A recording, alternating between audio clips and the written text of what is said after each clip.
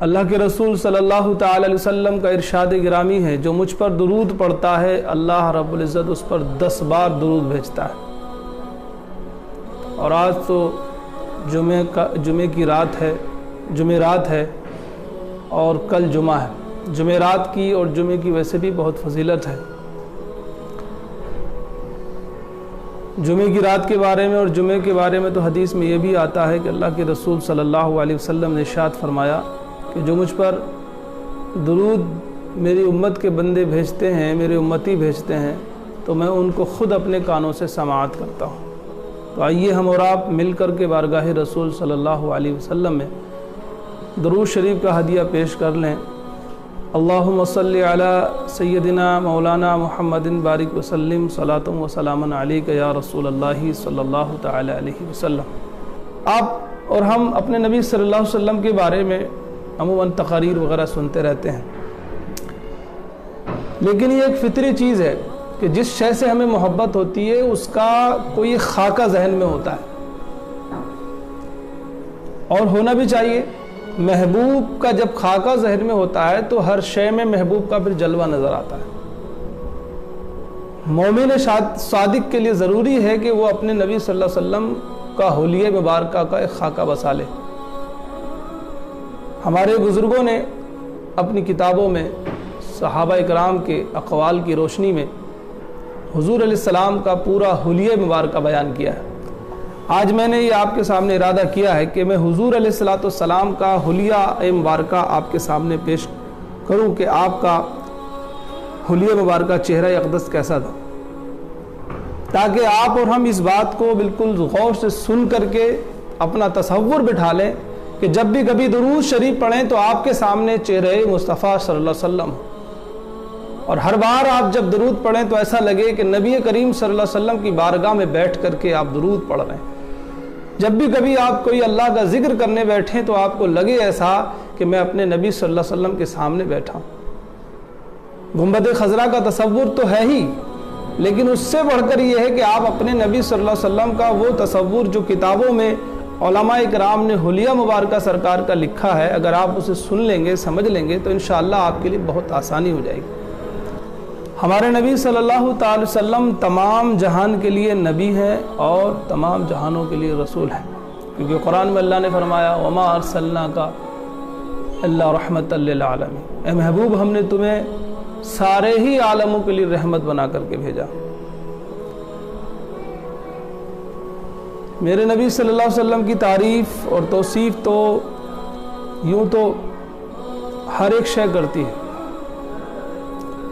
آسمانوں میں زمینوں میں سارے فرشتے اللہ کے رسول صلی اللہ تعالی علیہ وسلم کی تعریف و توصیف کرتے ہیں۔ خود اللہ رب العزت نے اپنے نبی صلی اللہ تعالی وسلم کی تعریف بیان فرمائی۔ متعدد قرآن کریم کی آیات ہیں جس میں اللہ کے نبی صلی اللہ علیہ وسلم کی تعریف بیان کی گئی۔ شاعروں نے نبی کریم صلی اللہ تعالی وسلم کی تعریف کی۔ امام اہل سنت اعلیٰ حضرت فرماتے ہیں حسن تیرا سنا دیکھا نہ سنا، کہتے ہیں اگلے زمانے والے۔ حضرت براء بن عازب رضی اللہ عنہ ایک صحابی ہیں اور شاعری بھی کرتے ہیں، فرماتے ہیں ما رأیت شیئا قط احسن من، میں نے کبھی کوئی چیز حضور سے زیادہ حسین دیکھی ہی نہیں۔ حسن و جمال کی جذب اور کشش کا یہ عالم تھا کہ پیشانیاں جھکنے کے لیے بے قرار تھی۔ تبھی امام اہل سنت فرماتے ہیں پیش نظر وہ نو بہار سجدے کو دل ہے بے قرار، روکیے سر کو روکیے ہاں یہی امتحان ہے۔ آئیے ہم آپ کے سامنے اس تصور کو پیش کرتے ہیں کہ حضور علیہ السلام کا چہرہ مبارکہ کیسا تھا۔ حضور کا حلیہ پر نور جسم مبارک کیا تھا؟ معلوم ہوتا تھا کہ چاندی میں ڈھالا گیا ہے، چمکتا ہوا مہکتا ہوا۔ کیا مہکتے ہیں مہکنے والے، بو پہ چلتے ہیں بھٹکنے والے۔ رنگ مبارک سنہری بھی اور روح پہلی بھی، ایسا پرکشش کے بس دیکھتے جائیے۔ قد مبارک حضور علیہ السلام کا جو قد مبارک تھا، نہ بہت لمبا اور نہ بہت پست، نہ بہت چھوٹا، بس درمیانہ نہایت ہی موزوں، یعنی ہمارے نبی علیہ الصلوۃ والسلام نہ تو بہت زیادہ لمبے تھے اور نہ ہی بہت زیادہ چھوٹے، ایک بیچ کا جو درمیانہ انسانی قد ہوتا ہے جو سب سے خوبصورت کہلاتا ہے، جو سب میں سب سے زیادہ بہتر سمجھا جاتا ہے، جو سب سے زیادہ پرسنالٹی اچھی سمجھی جاتی ہے، ویسا ہمارے نبی کریم صلی اللہ علیہ وسلم کا قد تھا۔ تو یہ آپ کو معلوم ہوا کہ حضور کا قد مبارک کیسا تھا، نہ بہت لمبا تھا اور نہ بہت چھوٹا تھا، درمیانہ تھا۔ حضرت علی کرم اللہ وجہہ الکریم فرماتے ہیں یتلالا وجہہ تلالو القمر لیلۃ البدر، چہرے مبارک اس طرح چمکتا تھا، نبی کریم صلی اللہ علیہ وسلم کا چہرہ ایسا چمکتا تھا جس طرح 14ویں کا چاند چمکتا ہے۔ حسن بے داغ کے صدقے جاؤں یوں دمکتے ہیں دمکنے والے۔ حضرت جابر ابن سمورہ رضی اللہ تعالی عنہ فرماتے ہیں فَهُوَ عِنْدِي أَحْسَنُ مِنَ الْقَمَرِ، حضور کی تعریف کرتے ہوئے فرماتے فَهُوَ عِنْدِي أَحْسَنُ مِنَ الْقَمَرِ، کہ نہیں چاند سے بھی زیادہ ہنسی۔ کچھ لوگ اپنے محبوب کی تعریف چاند سے تشبیہ دیتے ہوئے فرق کرتے ہیں، لیکن حضرت جابر ابن سمورہ رضی اللہ عنہ جو بہت بڑے صحابی ہیں وہ کہتے ہیں کہ چاند تو کچھ بھی نہیں، میرے نبی تو چاند سے بھی زیادہ ہنسی ہیں۔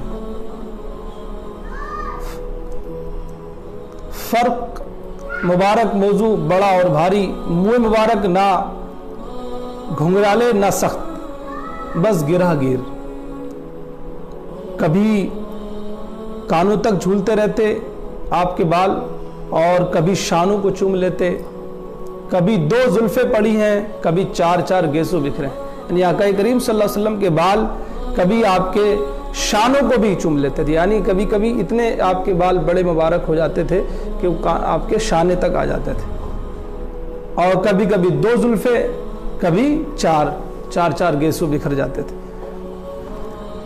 کبھی مانگ نکالی حضور نے بیچ سے، کبھی مانگ اور کبھی نہیں، روزانہ نہیں، ایک دن بیچ کر کے یعنی چھوڑ دیا، کبھی ایک دن تھی کبھی ایک دن نہیں۔ آقا علیہ السلام کی عادت یہ نہیں تھی کہ روز آپ مانگ نکالتے۔ پیشانی مبارک نہایت کشادہ تھی، آپ کی پیشانی سرکار دو عالم صلی اللہ علیہ وسلم کی جو پیشانی تھی وہ نہایت کشادہ تھی اور چمکدار۔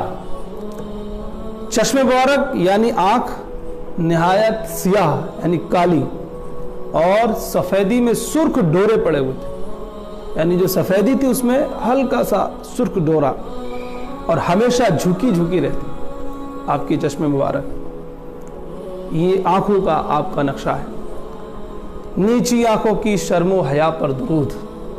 ابرو مبارک لمبی لمبی، آپ کی ابرو مبارک لمبی لمبی اور انتہائی خوبصورت، کمان کی طرح خمیدہ یعنی جھکی ہوئی، یا ہلالین عیدین یعنی جیسے عید اور عید الاضحیٰ اور عید الفطر کا جو ہلال ہوتا ہے بہت ہی باریک سا ہوتا ہے، بالکل اسی کے مشابہ آقا کریم صلی اللہ علیہ وسلم کی جو ہے وہ ابرو مبارک کمان کی طرح تھی گولائی میں،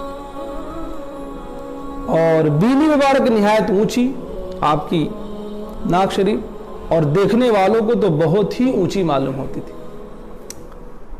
اعلیٰ حضرت فرماتے ہیں اونچی بینی کی رفعت پہ لاکھوں سلام، اور آپ کے رخسار مبارک کے تعلق سے جن کے آگے چراغ قمر جھلملائے ان کے عذاروں کی طلعت پہ لاکھوں سلام۔ دہن مبارک کشادہ، چشمہ علم و حکمت، برہان الہی، گفتار میں کردار میں اللہ کی برہان۔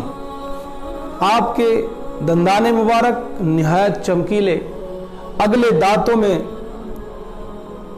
جھری ہے، جب ہنستے ہیں تو چمک اٹھتے ہیں۔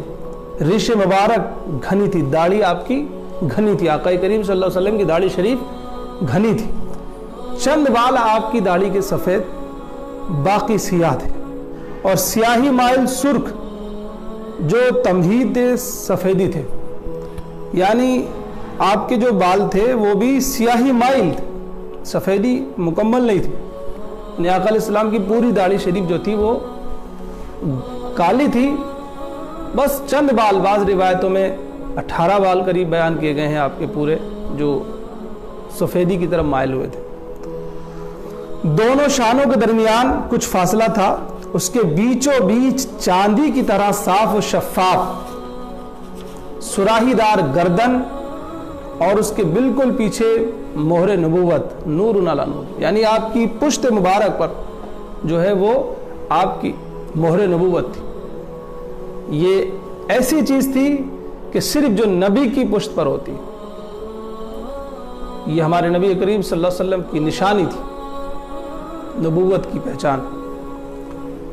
ہتھیلیوں پر، ہتھیلیاں جو تھی وہ بھرے ہوئے گوشت کی تھی، ریشم سے زیادہ نرم و ملائم، کلائیاں لمبی لمبی جس پر دست کرم پھیرا شفایاب ہو گیا، سبحان اللہ، کلائیوں کی شان۔